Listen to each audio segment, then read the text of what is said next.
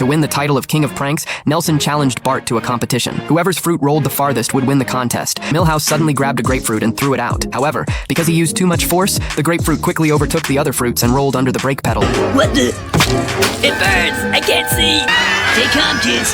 The school bus spun out of control, crashing back and forth on the Springfield Bridge, finally breaking through the guardrail and plunging into the sea. The children were thrown into a panic by this accident. Fortunately, the school bus doors and windows were tightly sealed, so seawater couldn't enter the vehicle for the time being. Just as the children were about to say their last words, a huge wave suddenly crashed toward them, sweeping them onto a deserted island. The children all began to blame Millhouse. Seeing the sun about to set, Nelson could only snatch Millhouse's glasses and try to start a fire using scientific methods to keep warm. Bart blew a horn, calling on his classmates to unite. He then had the boys search for materials to build a wooden shelter, while the girls were responsible for finding food. But even after the sun had set, they hadn't been able to find any edible food, only some purple berries that they weren't sure were safe to eat. And they look pretty poisonous. Watching his companion's miserable state, Leader Bart became very angry and blamed the girls for the situation. But the girls were quite indignant because the shelter the boys had built wasn't much good either. As the sun gradually set, Lisa quickly stopped everyone's infighting. At that moment, she suddenly remembered that there was a box of snacks in the sunken school bus. Hearing this, Bart immediately dove into the sea. He swam to the sunken school bus, and after pulling the door open with force, he finally found the missing snack. But just as everyone was about to enjoy a big meal, Lisa suddenly stepped forward and forcibly confiscated the snacks from her classmates' hands. They didn't know how long they would be stranded here, so everyone had to conserve food. But the next day when the children opened the box,